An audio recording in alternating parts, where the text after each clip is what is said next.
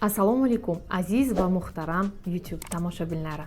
Men Farxunda Alamzoda 5 yillik tajribaga ega psixolog amaliyotchiman.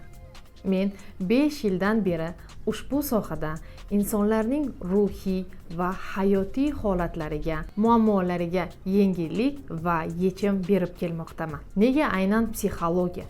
Nega aynan shu yo'l? Buning sababi juda oddiy.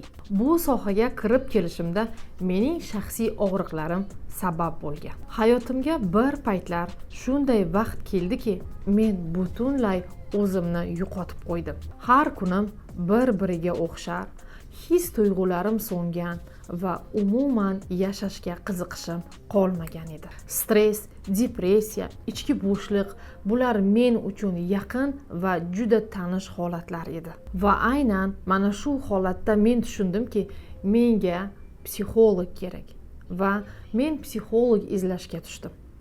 Psixolog bilan ishlab nafaqat shunchaki psixolog oldida o'tirib emas, ammo men faqat psixolog oldida o'tirmadim. Men o'zimga psixolog bo'lishni o'rgana boshladim. O'z ustimda ishlashni boshladim. O'zimni taniganim sari hayotga qayta boshladim. Qayta his qilishni, qayta sevishni, qayta tirilishni o'rgandim. Va shu paytda men bir narsani tushundimki, har bir inson o'zini qutqara olar ekan. Va albatta mutaxassis yordamida. O'zimga o'zim psixolog bo'lishni boshlaganimdan keyin bir narsani angladim. Men shunchaki yo'q joydan muammo qidirar, o'zimni o'zim stress, depressiya holatlariga olib kirar edim. Bu vaziyatlar juda ham qiyin edi. Hammaga baqirar, hammadan xafa bo'lar edim va hammadan xafa bo'lganim uchun shunchaki o'tirib yolg'iz qolgim kelardi. Va bu vaziyat meni yaqinlarimdan, dugonalarimdan, atrof muhitdan uzoqlashtira boshladi. Bunday vaziyatlarda bir narsani anglab yetdim.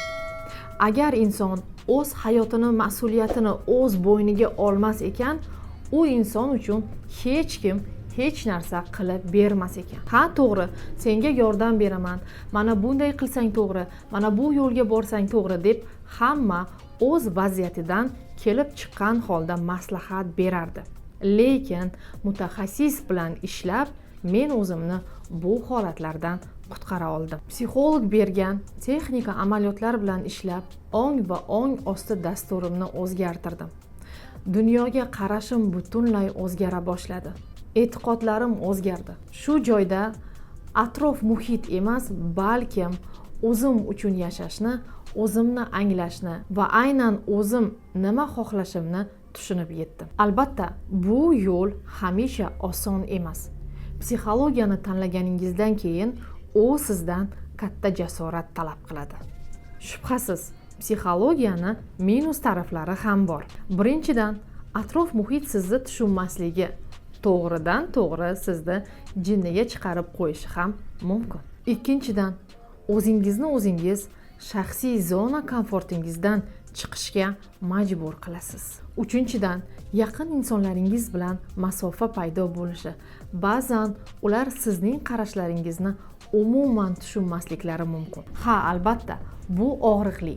Lekin shunga qaramasdan siz katta plyuslarga ega bo'lasiz. Avvalo, siz har bir muammoning yechimi borligini anglaysiz. O'zingizni o'zingiz qadrlashni boshlaysiz. Shaxsiy chegaralarni belgilashni, ha va yo'q deyishni o'rganasiz. Siz o'zingizni qayta yarata boshlaysiz. Buning yorqin misoli mening turmush munosabatlarim.